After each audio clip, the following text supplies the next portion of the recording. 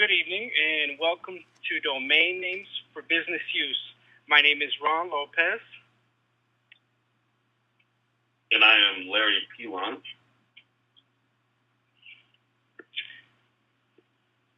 During this presentation, we'll be giving you some information regarding setting up your domain name for your business and what is involved in doing it successfully. Afterwards, we have set aside a portion of time for any questions you may have. First of all, what is a domain name? A domain name gives you a way for people to easily pull up your website address. The process of setting up your domain name is very important. It is vital that it become memorable to the audience that you are trying to reach. You want to create something simplistic, a name that only identifies your website but clearly conveys the message of what your business offers. It is also important not to make it either offensive or misleading.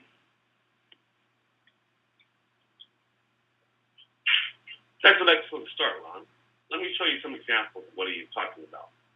Some examples of popular domain names are, as you can see, TacoBell.com, Sears.com, Kohl's.com, IHOP, the New York Times.com, and KFC.com.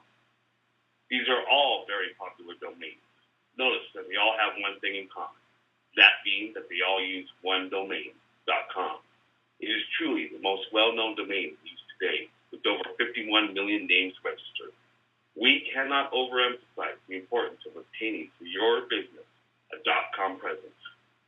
Naming your website the same as your domain name is essential. When wanting to locate your website, people will think of your business name, and that is exactly what they'll put in.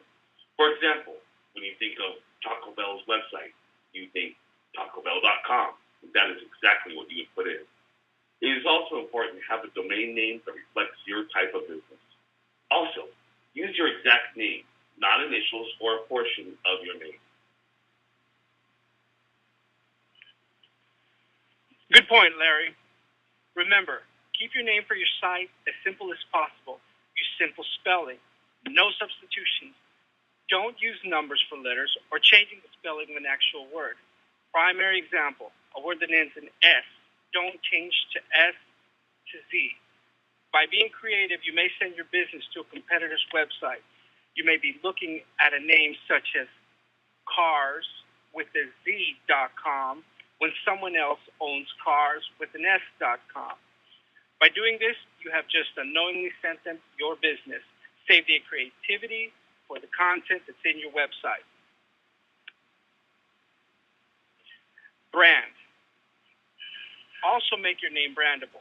If you plan to state it for the long haul, take your time in choosing your name. After all, it will represent your company, and it's important to try to distinguish yourself from the millions of websites already out there. Having friends or business colleagues assist in brainstorming may wield a name that outlasts other brands.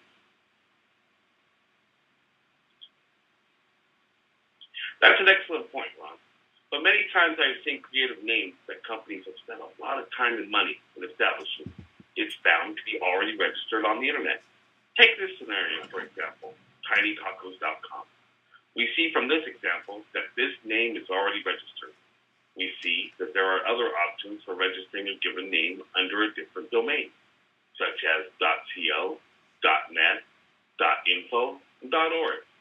However, by taking this route, be aware that you are inadvertently sending your clients to your competitor's website and thereby losing the sale.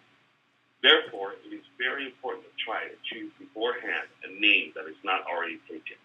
Or, another option, if you are truly committed to a name you already have, is to try and buy the domain name from that registered owner. To do this, check the Who Is link as shown with the green arrow up in the upper right-hand corner of this example.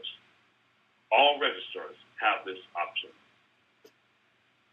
Who is where you will obtain contact information for that particular domain name, such as the owner's address, phone number, and email.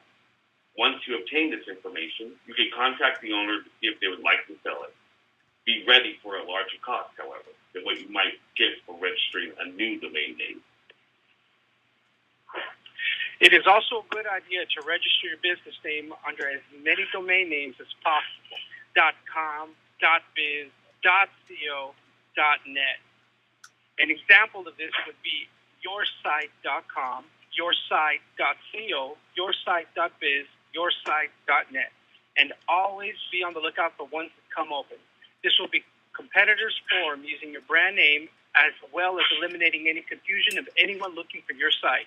You can always redirect anyone who uses domain names to your main website. For business use, we are going to quickly go over the domains that are best to register your company. The most popular domain that comes to people's mind is .com. It has been named by CNN the Rodeo Drive of the web. It gives any business credibility with over 51 million names registered. Furthermore, there are no restrictions on who can use it. This being the case, it is very important to make an effort in obtaining first a .com presence. Remember, register your business under other domains and redirect them to your site. Next is .net. Though originally intended to be used primarily by internet service providers, hence the abbreviated form of network, .net has over 51 million names registered, and there are no restrictions for its use. And don't leave out .co. .co is an excellent option for business, organizations, and individual use. .co is understood to be an abbreviated form of company, commerce, or even corporation. So it fits well with the entrepreneurs as well as individuals who are involved with the social networking. With its enhanced security and rights protection mechanisms, .co is quickly becoming a top-level domain.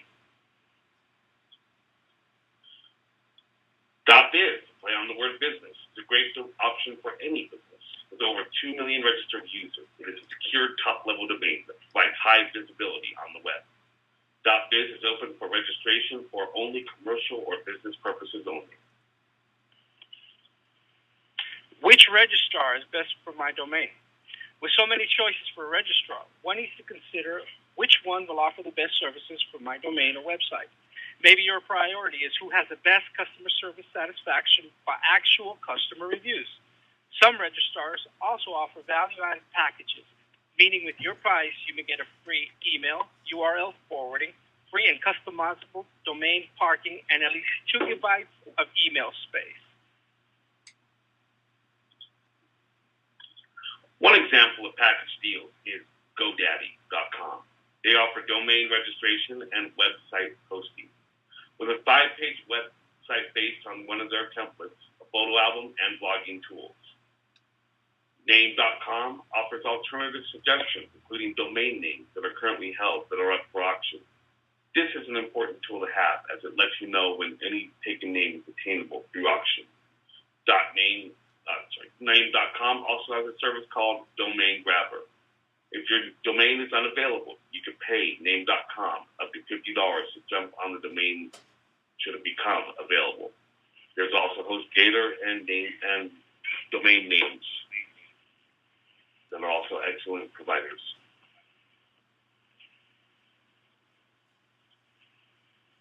Will I need a private registration?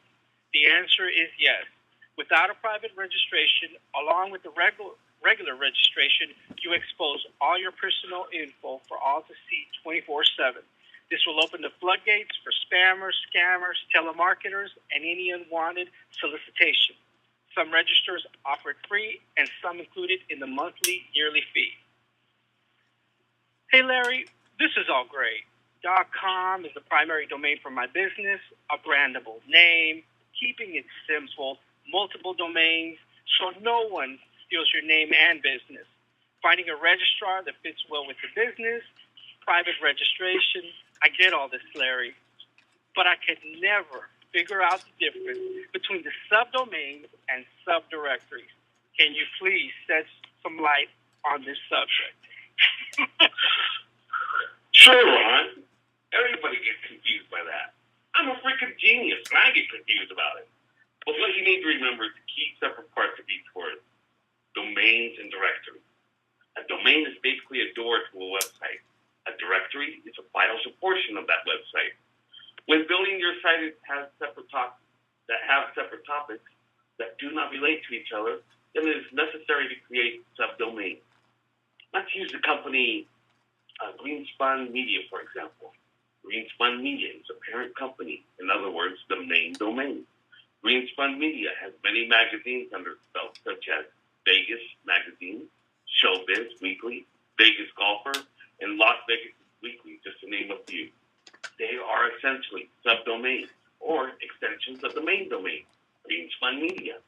Each of these magazines have their own titles, their own files, and their own uniqueness. Subdomains can therefore be looked at as domains inside domains, separate offices located under one company. Subdirectories are basically folders contained within the main website or the subdomain website. Take Lindo Michoacan as an example, which is a local restaurant whose website is www.lindomichoacan. It has an online menu that customers can view.